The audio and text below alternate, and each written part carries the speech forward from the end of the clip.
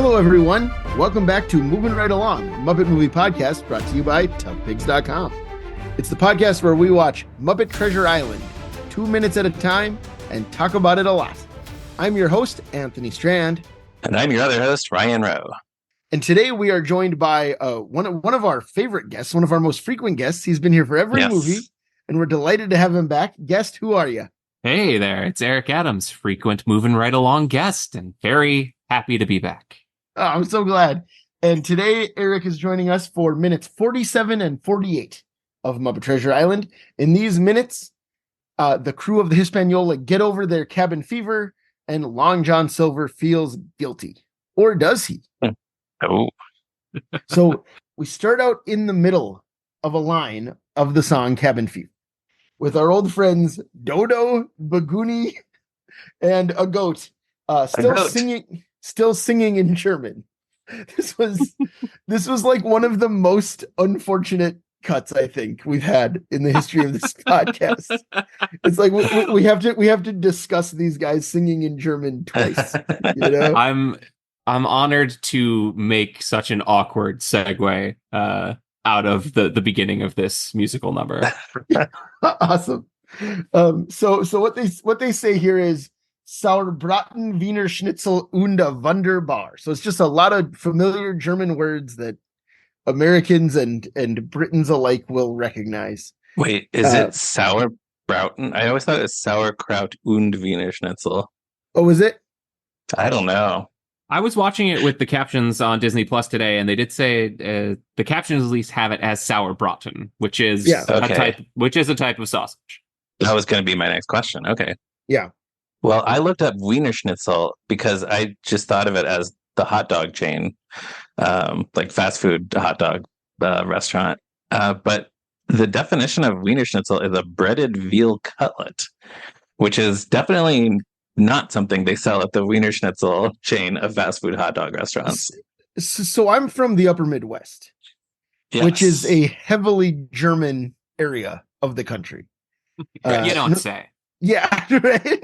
North Dakota, Minnesota, are two states that I've lived in. And of course, Wisconsin is where much of my family lives now, Roz's side.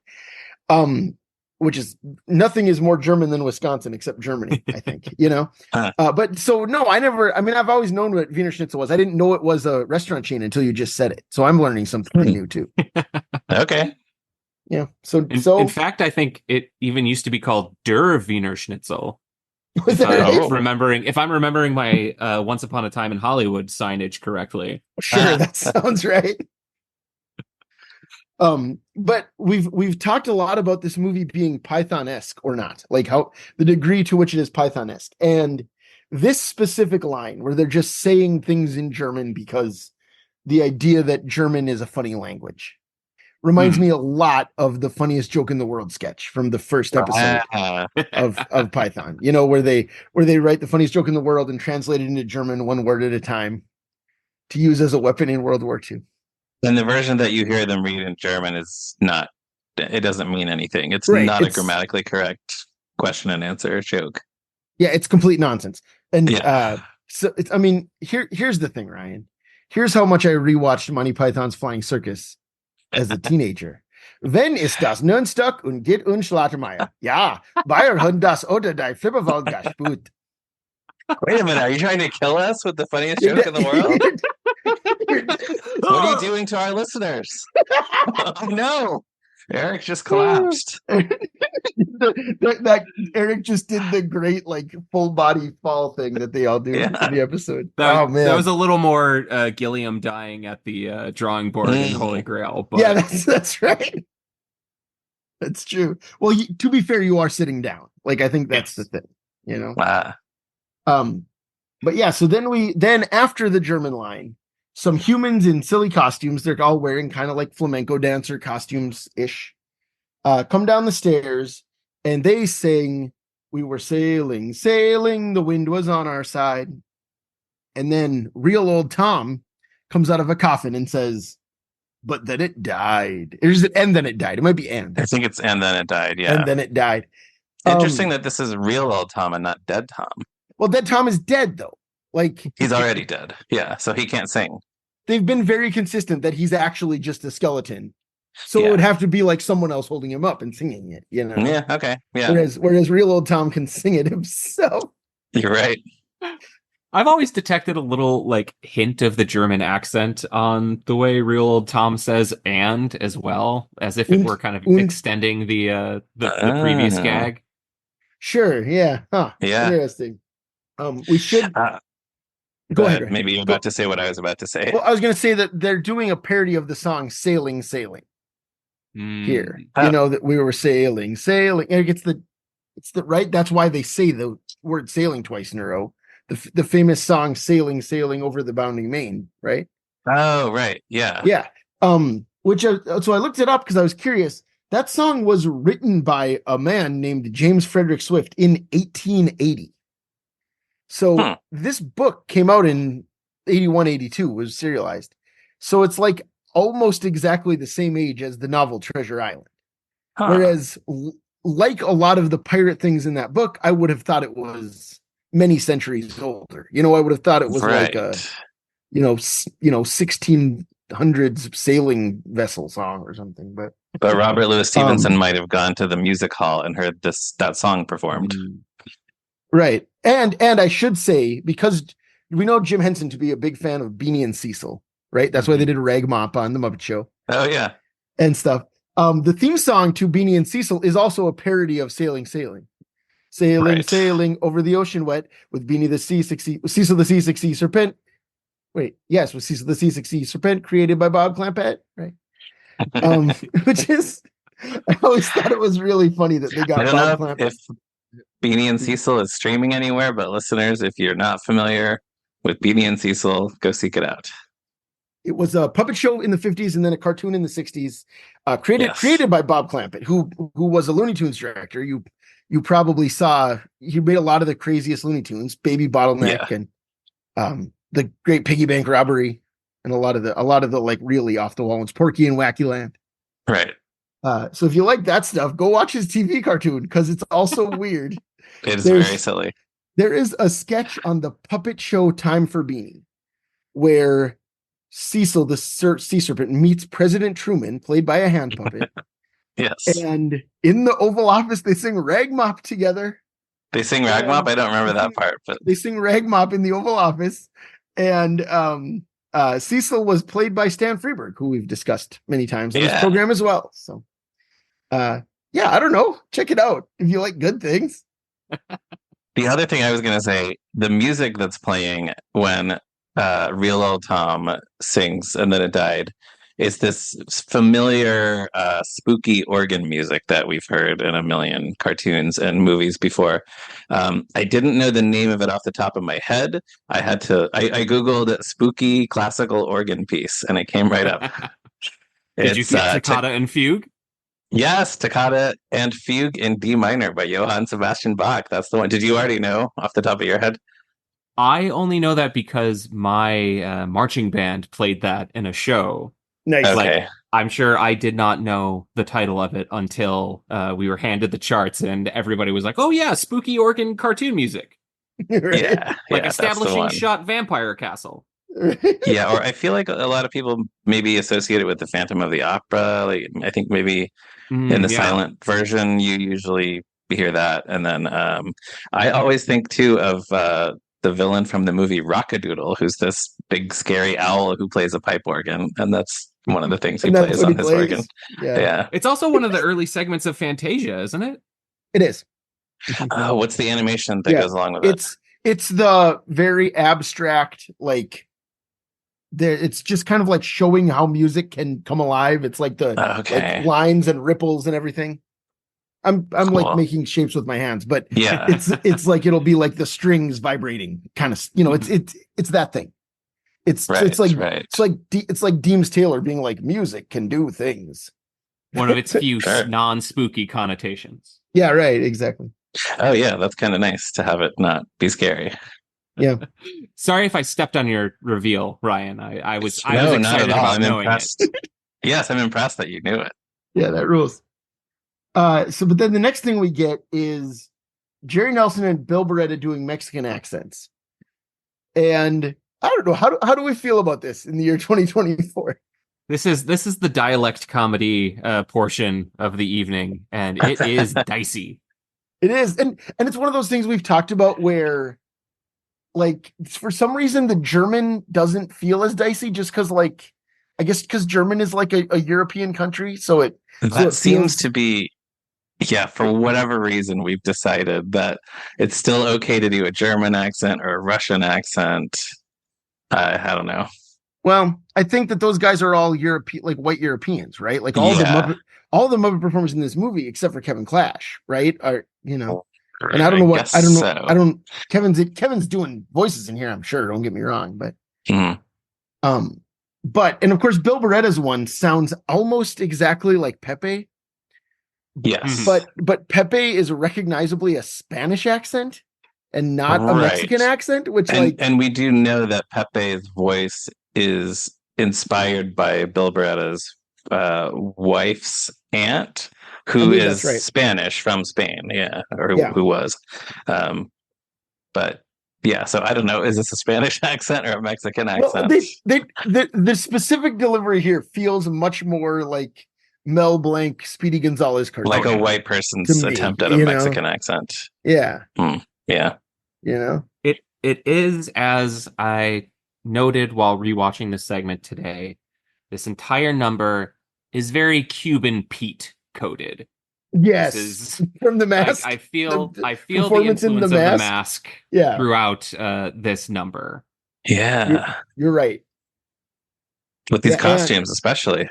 Mm-hmm. With the costumes, with the whole sort of Ricky Ricardo, Carmen Miranda kind of feel to it. Like, it's such a weird, messy number. Like, I was coming into it really excited to talk about it just because, it's the big showstopper. It's fun and silly.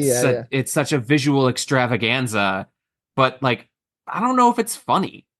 I've never thought it was. Like, I talked about this last week, but like, my kids love it. My kids think it's really funny, which has kind of made me come around on it again a little bit. But for a long time, anytime someone would bring up this sign, I'd be like, Cabin Fever is not funny. Muppets are funny, but not that. It's a voice you would do too when you talk about it. Most of the time. Excuse me, sir. Do you mean stepping out with a star? Whatever. Yeah. I don't know if I would say it was really funny when I was a kid. I don't know if it makes me laugh, but I think it is fun. I think it's entertaining. Yeah, it's so energetic. I mean, there's so much going on. Like I can't complain about this now. You know what I mean? Like, it's an impressive piece of craft. Right. Well, and even like we're talking, we mentioned. I just said Speedy Gonzalez, but like the number of musical shout outs feels like Carl Stalling, feels like a Looney Tunes cartoon. They're just like weaving in little bits of songs, which is in every Looney Tune did that. And the next one is we get Angel Marie singing with a falsetto voice. Actually a favorite moment of my children. They love that. They go nuts for this. And then he laughs like Mozart in Amadeus after the line's over, when he's, what is it? Now I'm as happy as a loon. Is that's the line, right? Now I'm as crazy as a loon. As crazy as a loon, yeah. And then he goes, which sounds just like Tom Hulce in Amadeus to me. Huh. Which is a role that Tim Curry originated on Broadway. So there you go, full circle. Yeah, homage. Yeah. The section that Angel Marie is singing sounds a lot like the song Brazil. Right. Well, I think Brazil actually is playing in the background. Like, I think is that actually the melody of Brazil? It sounds just like it too. Like her, like the actual lyric doesn't, but the music does. Right. Yeah. If it's not the same, it's extremely close. But that's a song from 1939, which was originally written in Portuguese and later translated into English and recorded by a ton of different artists.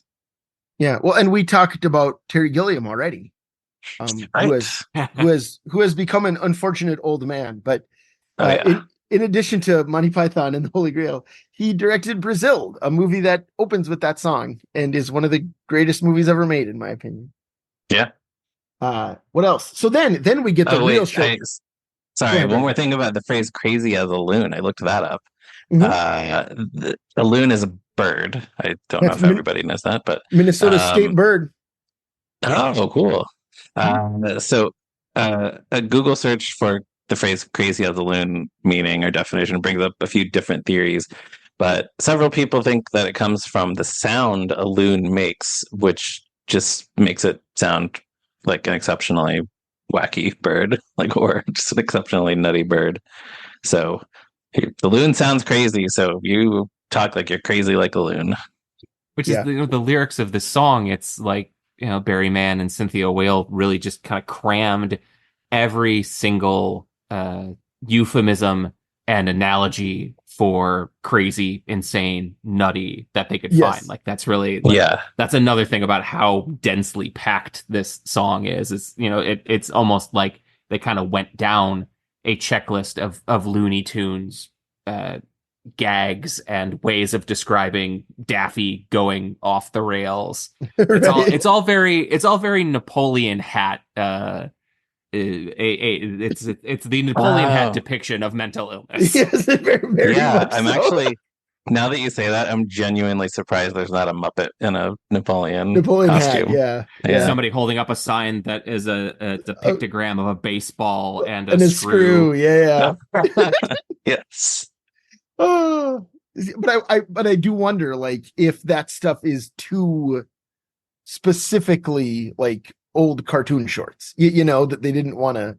They Hmm. didn't want to do like Tex Avery gags or what Bob Clampett gags. They were. didn't want to You steal know what I mean? outright. Yeah. Yeah. Yeah. The Carmen Miranda hat was as far as they could go. They could That's do the girl in the Tutti Frutti hat, but That's right. I may have mentioned this on the podcast. Have I told this, Ryan, where Yes. Miles loves Yankee Doodle Daffy? Yes, I have. Okay. And he says he wants to watch the cartoon where Daffy wears the Carmen Miranda hat. Yes, where Daffy dresses like Carmen Miranda. Yes, he says it every Yeah. time. it is so important that we pass down these references to nearly century-old movie stars Right, to our children. Big time. Well, I'm looking at the Marx Brothers poster right directly to my right. So yeah, I agree. Yeah. But then we get the real showstopper here. Then we cut to this wide shot of 20-ish Muppets and various humans dancing. The Muppets swaying back and forth, singing the song. And this is where we get my favorite euphemism for mental illness in the song, right? This once proud vessel has become a floating psycho ward, which is wild. That is a wild lyric in a Muppet movie, Yeah, in my opinion. Not the most sensitive language to use to describe this, but it's not. But what a memorable image! Yeah. You know what I mean? Psycho ward. Like, yeah. It's like it's one of the. I feel like it's one of the things from the song you hear people reference, like when people talk about this movie. Cabin fever is a common thing to come up, and that line is one that people have said to me, like people who don't think about the Muppets as much as I do, But they remember that. Yeah. It's a very elegantly structured rhyme. Like you certainly don't expect that couplet to end on Psycho Ward. Right. Yeah. Yeah. And that shot specifically, I remember factoring really heavily into the marketing, right? I mean, like Cabin Fever was all over the trailers for the movie, I feel like, but like that wide shot, that kind of that money shot of everybody in the ensemble there, like that really, I remember that being a hook, or at least it made me misremembering it. It's just like, look at how many silly Muppets are in this. That's the thing, and they're being so silly. Like we've talked a lot too about the tone difference between this and Christmas Carol, but that is one of those shots that really sells it, right? That's like we're having fun this time.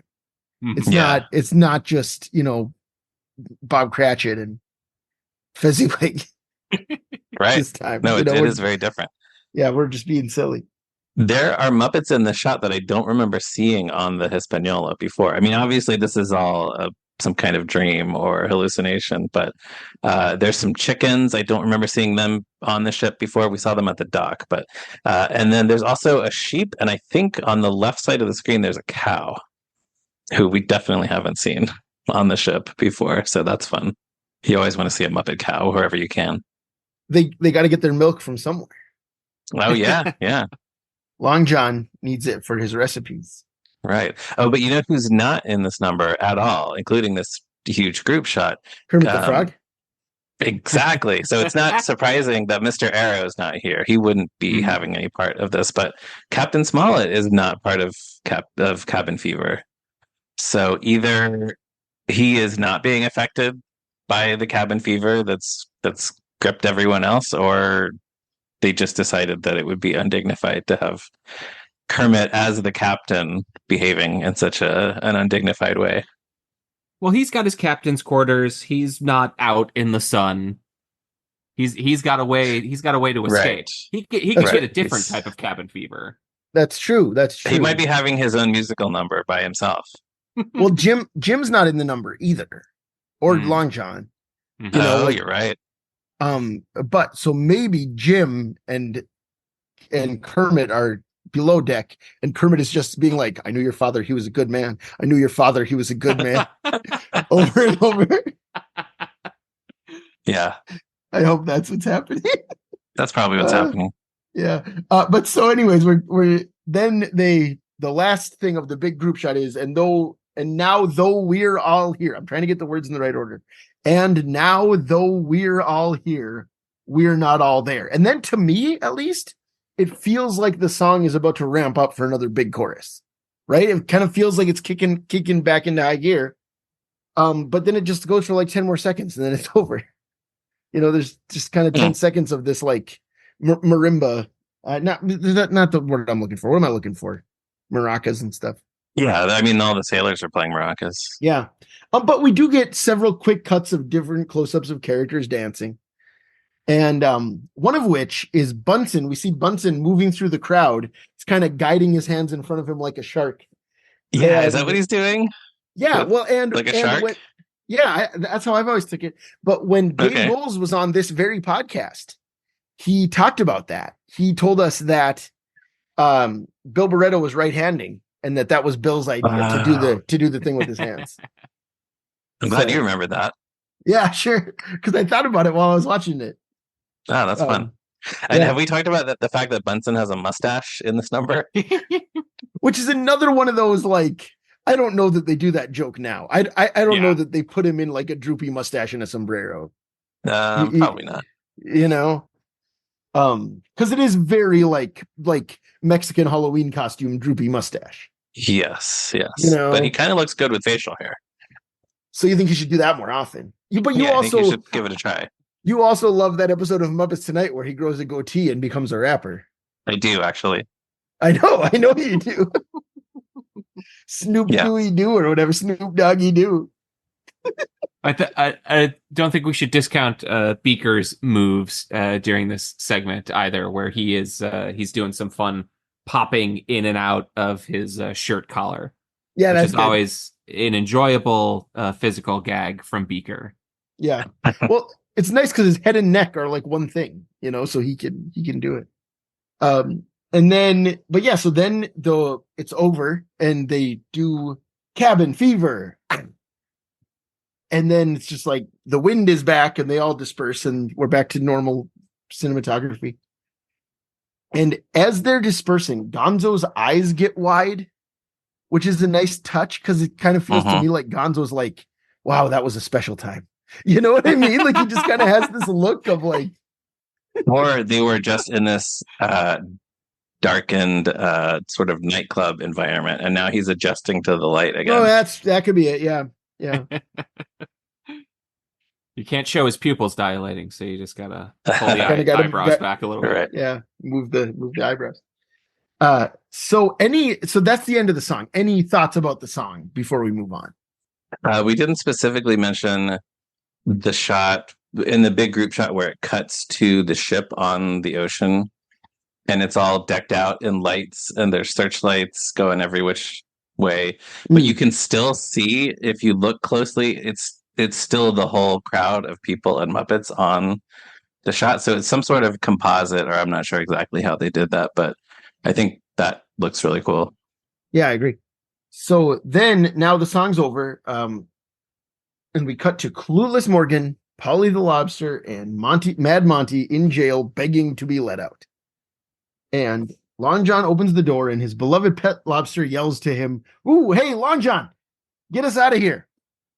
But before Long John can respond, clueless Morgan says, hey, Polly, what was that song that just happened?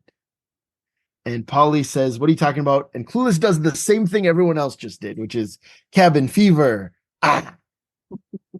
So do you think, we were discussing what Kermit and Jim were doing during the number.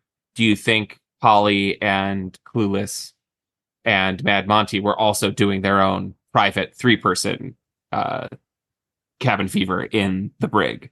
Well, maybe. Well, I wonder because but Polly says, "What are you talking about?" And then Polly like turns to Long John and offers this up as evidence that Clueless is, quote, starting to go crackers. So which, like, to me, I don't know, man. Like, I think every part of this scene is well played. I love Clueless doing the cabin fever thing.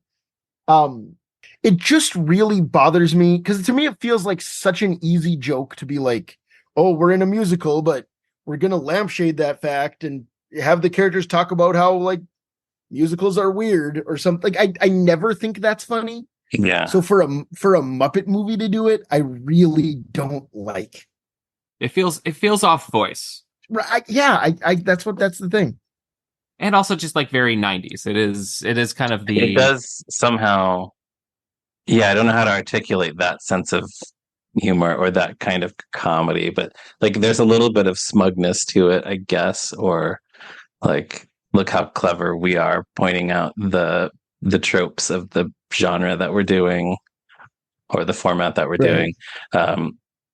Yeah, and we talked about this. There's one other moment in this movie that's similar, which is when Billy Bones yells at Gonzo, Rizzo, and Jim to stop that singing.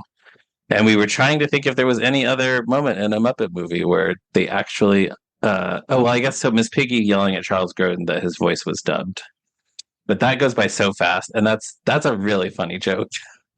Yeah. But I think that's it. I don't know if there are any other. And that one makes sense. That one makes sense in the context of Great Muppet Caper, which is so much about like, this is fake. This is a movie. Right. Like, right. It's so meta. The whole thing is more than them commenting on the fact that they're making a movie. So, yeah. I guess they haven't done it since this. Yeah. I mean, because they do. I mean, I don't know. The two 2010s theatrical movies are so genuine about being like old-fashioned Muppet movies. You know, they're so straightforward and like just being in that mode that they don't kind of comment on how silly it is or something. I don't know. Yeah. And Muppets from Space doesn't really have any songs. Yeah, it has one song. They don't really sing. It has Celebration. Yeah. They have Celebration at the end. Oh, you're forgetting about Brick House in the opening too. You're forgetting about the full spectrum of pure funk that is the soundtrack to the Muppets from Space. Right. I mean, yeah, they do. They show Survivor and all that stuff. What is it? Shining Star? Is that the Earth, Wind and Fire song? It is, right? That's in there, yeah. Must be, yeah. All kinds of stuff. And it's great sound. Like, personally, I love like 70s funk, so I love that soundtrack. It's a great soundtrack. It's not a Muppet soundtrack. No, I wish they were singing those songs. Yeah, if there was Muppets singing all those songs, all of them, yeah. I would love it, yeah. Sure. But we'll talk about that more next time, next year, not next week, next season. I hope I'm not showing my hand about how I really feel about Muppet Treasure Island by wanting to skip right ahead and talk about the music and Muppets from Space. No, that's all I've been doing all year, so it's fine. It's fine. But anyways, there is a little bit more. So after that, then Jim, remember Jim Hawkins, the main character in this movie? Yeah. Rings a bell. He shows up here and he brings the pirates their bread and water. For the day, he says. For the whole day. Here's your bread and water for today, yeah. And Mad Monty says that he ordered shrimp scampi, which is funny and is like feels weird. I don't know if it feels so 90s just because like Red Lobster and Olive Garden commercials were on TV constantly, you know, or something. But There's just something about the specific choice of shrimp scampi that feels very commercial break on TBS. Okay. It's hoity-toity enough, but is a recognizable name that it wouldn't fly over the heads of the audience, and is also, slightly insensitive to the fact that he's standing right next to another crustacean. That's true. I didn't even think about that. Yeah. But then Long John doesn't think it's funny at all. He rips into him. Long John yells, "It's more than ye deserve, you villainous dogs." And Tim Curry, as always, as every moment of this movie, he goes for it. It's like he really plays it up. Like he wants to show Jim how mad he is, right? Like that's why. Yes. Because then he turns and tells Jim that he feels guilty for letting thieves like them aboard the ship. He should be in jail. And he says, "It chills me to think that they almost." And that's where we cut off. And we'll never know what they almost. No, you'll certainly never know, Eric. You're not even going to be here next week. It chills him to think that they all mowed the lawn. Maybe they all mowed the lawn. Yeah, could be. We'll find out. So that brings us down to the end of the 2 minutes. Any other thoughts on these scenes before we go? Eric, I'll start with you. I mean, the thing that really sticks with me is that Polly's reaction to Clueless bringing the song back up, and also like the pirates kind of do that at the end of the number 2. There is a little bit of them kind of like shaking it off and be like, oh, what was that? What were we doing? We're right. There? Yeah, and maybe it feels worse coming from a Muppet, somehow, like because they live in this world, so they should.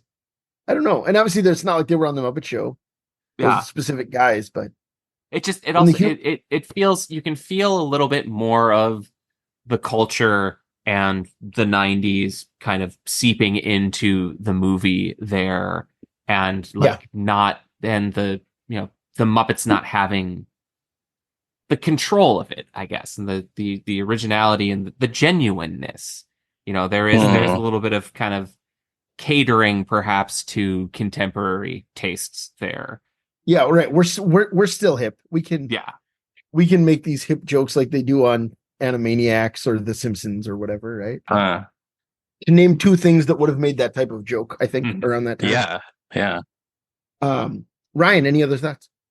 Anything from the screenplay? No, like I said last time, there's no indication of the song in the screenplay, so I don't know when that came in, when they had the idea to put a song like this in the movie, but that's the June 1st, 1994 draft, so sometime between then and the final draft. But I did have a theory that maybe Clueless Morgan maybe his brain has ascended to some different plane of understanding than all the other characters, and that's why he's the only one who knew that there was a song happening, kind of like the TV show Zoe's Extraordinary Playlist, where the title character she was the only one who could hear everyone else singing their thoughts. So maybe that's something similar happened to Clueless Morgan, or like in real life Mary Steenburgen, who actually that's how her brain works. Is that true? What? Isn't she on that show? She was on that show, yeah. I swear to God, like she. All right, I have to do. You got a real time. She was on that check show. On she played the mom. The only time I remember her getting a song was when she sang "Call Me Maybe." Is that right? Yeah, I'm sure I've said this to you, Ryan. The thing I always remember from that show is when Renee Elise Goldsberry and Lauren Graham sang "The Boy Is Mine" together, and Lauren Graham, as we discussed off mic earlier, I'm a huge Gilmore Girls fan. Love Lauren Graham. Yes. She doesn't have a terrible singing voice. No. But like you put her next to Renee Elise Goldsberry. You put most people, no, it's like, I mean, good for her for being a trooper. Like honestly, like I couldn't do it for all the money in the world. Yeah. Because like one of them is one of the great singing voices of her generation, and the other one is a passable karaoke singer. And it's like it's wild that is the thing that happened on television. Yeah, those two singing a duet. They did it. I don't know. Yeah. All right, breaking news from 2019. Mary Steenburgen's brain, quote, became musical after a, quote, strange complication from a routine surgery. All of my thoughts became musical, said the actress, who discovered a new passion for songwriting. Okay. And but that show was already on, wasn't it? 2019? When did that thing start? Maybe not quite yet. I think it was like maybe right. It was right around the same time. It was right around that time. Yeah. Let's see. Yeah. That premiered 2020. Yeah. Did she pitch the show to the network? And that's where they got the idea? Wow. Maybe. I got to read more about this. Yeah. That was there's a lot of wires and memories crossing here, because that's how my brain works. Sure, yeah. Right, that's how you view the world. And of course, Ryan, we don't need to dump on Zoe's extraordinary playlist all night, but they got the idea by watching Crazy Ex-Girlfriend and saying, what if we just don't write the songs but use ones people already know? Yeah. I mean I'm sure there was some influence there. Yeah. Mm-hmm. What else was I gonna say? A few things that I didn't get to last week about Cabin Fever. On the DVD commentary, Brian Henson says there was a long stretch of the movie on when all the characters are on the ocean, and they needed a change of pace because it is, in fact, just a lot of the movie's runtime where they're just on the boat. And that's why they had the idea for the song. But he admitted it doesn't fit into the movie at all.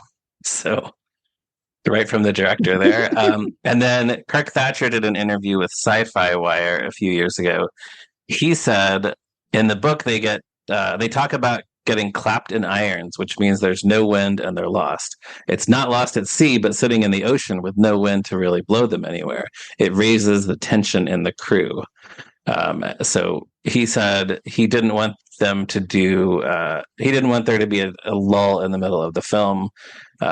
So he said, we need something to really suddenly go, trust me, it's not going to be boring. So Cabin Fever was the idea. They had to do something nutty and keep the movie interesting. I also have two things from the listener comment treasure chest. Is this a good time for those? Yeah, let's do them. Okay. So in the scene where Long John brings in brandy for the officers, brandy from Buckfast Abbey, actually Anthony taught us a lot about Buckfast Abbey, the real life place where that brandy is made. It's a real place. A longtime listener, Diet, on the Tough Pigs Discord said, as a Scot, I've spent the whole season looking forward to did anybody look up Buckfast Abbey? But I'm afraid Anthony missed the joke. Buckfast Abbey doesn't just make wine, but fortified caffeinated wine. And they won't tell you this on their website, but at the time the movie was made, Bucky was emblematic of problem drinking in some parts of the UK, to the extent the Scottish government considered banning it from sale. It is absolutely the stuff that'll strip the paint from the shuffleboard court. And then he said, I remember the line got quite a laugh at my local cinema, perhaps worryingly, not just from the grown-ups. So thanks to Diane for that. Yeah, thanks so much. Yeah, that's fascinating. Like I did. Yeah, we would have no. Yeah, we don't have any of that context. And then when we saw the scene where the rats are all dancing, when we saw the rat bartender serving drinks to the rats on their cruise, our guest Oscar speculated that the rat bartender's outfit might be a reference to the bartender character from The Shining. But over on the Discord, our friend Eric pointed out that it's probably a reference to Isaac, the bartender from The Love Boat, who wore a red jacket and a black tie, very similar to what the rat is wearing in that scene. So that's also a very good theory. Yeah, absolutely. Yeah, so that's all I got.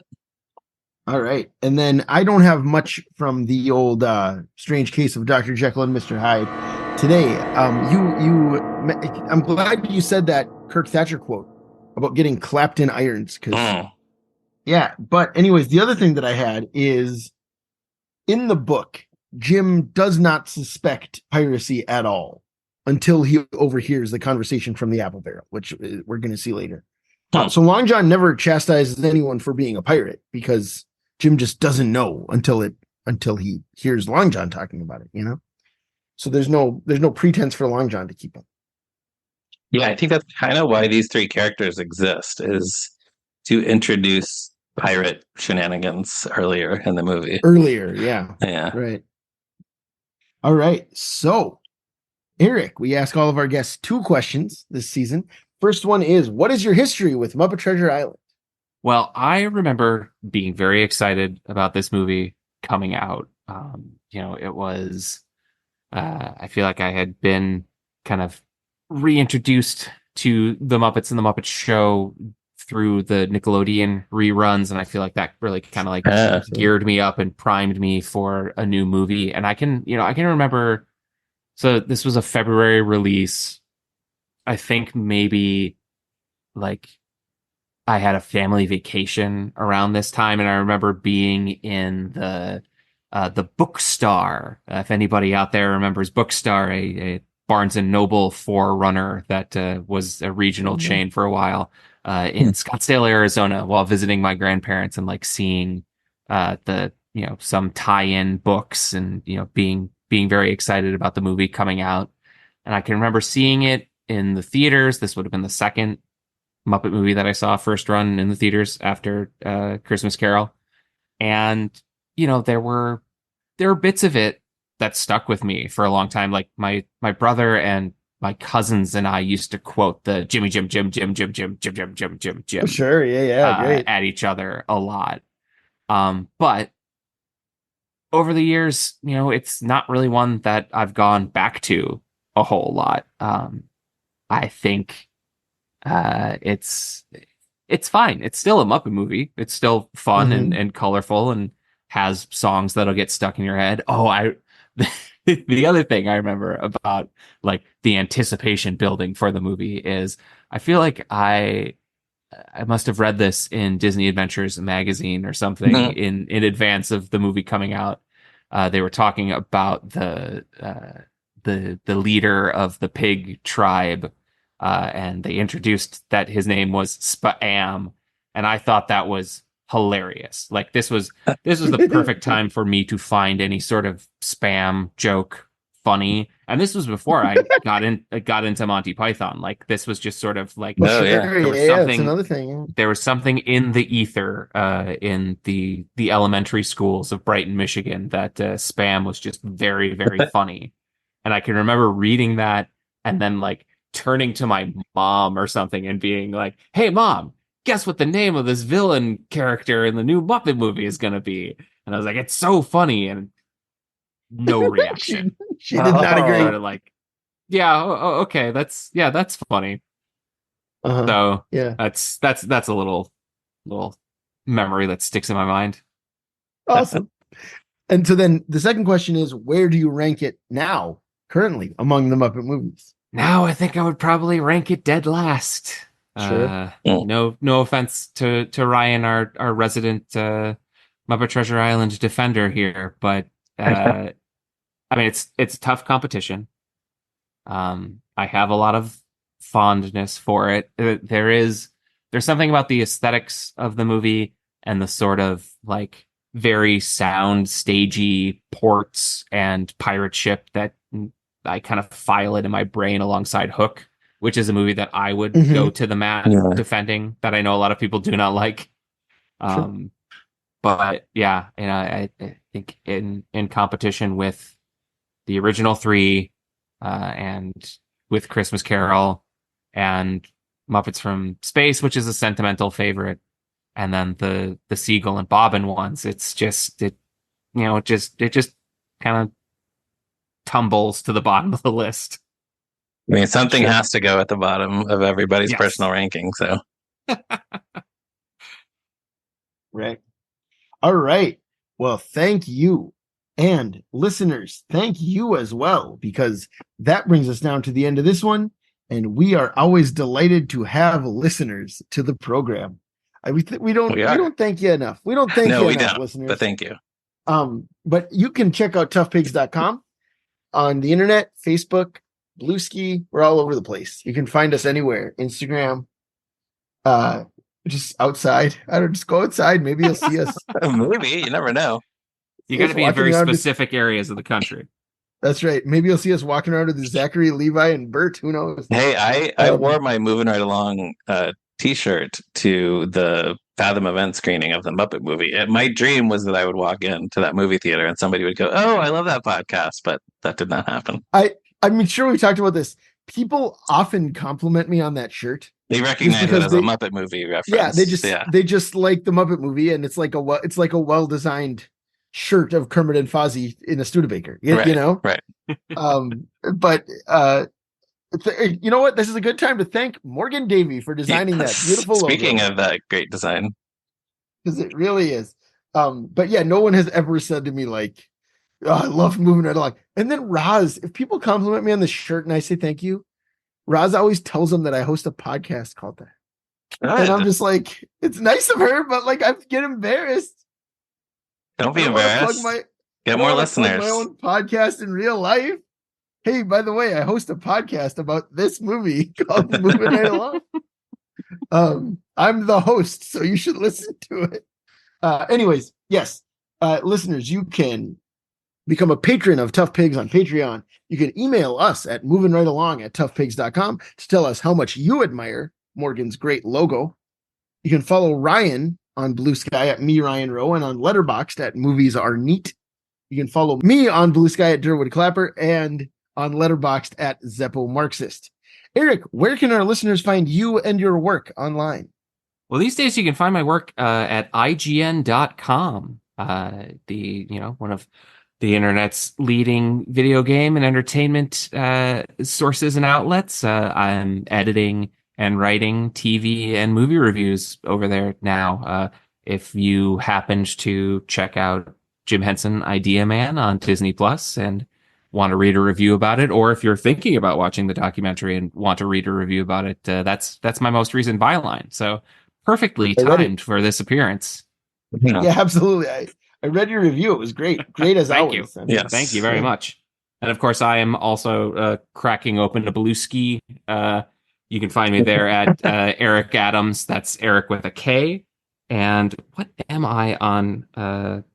Letterboxd? I don't know. I'm also under there. I'm also on Letterboxd under my own name. I don't know if I've got a username. And if you want to read years and years of my writing, I've got a website, ericmadams.com. There's a full archive and a running tally of everything that I'm writing now. If you want to read almost everything that I've read, if you want to read almost everything that I've written about the Muppets to date, other than that Idea Man review, there's a lot of links there. And I don't mind people going to the website that hosts those articles ananymore, because they're under new ownership, and that's all I can say about that. That's exciting. Sure. Yeah. That is great news. I've totally forgot about that, actually. It's very nice. A recent-ish piece of yours that I really loved was your interview with Joel Hodgson about the last crowdfunding. Oh, thank you. The which didn't work out, obviously, crowdfunding attempt of Mystery Science Theater 3000. But it just seemed like you got him like really candid. I don't know if he was just feeling loose that day or what, but I thought that piece you did on him on the crowdfunding campaign was great. Thank you so much. Yeah, I think it was a combination of kind of like where they were at the campaign at that time. Like it kind of seemed it was kind of apparent that that one wasn't going to reach the goals. But also, that's just this is my weird life. That like all of these things that I would have wanted when I was a kid, sitting in basements watching Muppet movies and watching Mystery Science Theater videos on episodes on VHS. Like, I could never have imagined that I would have these regular opportunities to talk in depth about the Muppets with the likes of y'all, or that like I would be able to interview Joel many times over many years. And so like we've developed a rapport that is kind of one of my, I don't know, it's like the crowning achievement of my career. I feel like, yeah, understandable, yeah. That, like, the creator of my favorite TV show of all time would feel comfortable enough with me in an interview setting to say some of the things that he said in that interview. So So thank you for noticing that, Anthony. Yeah, absolutely. One of my favorite shows too of all time. So I'm right there with you. Yeah. All right. That's it. We're done. Moving right along. It's over. So listeners, join us next time. We will be back. And thank you, Erik. Thank you for being here. Yes. Listeners, join Thank you us for next having me. week for another episode of Moving Right Along. Goodbye.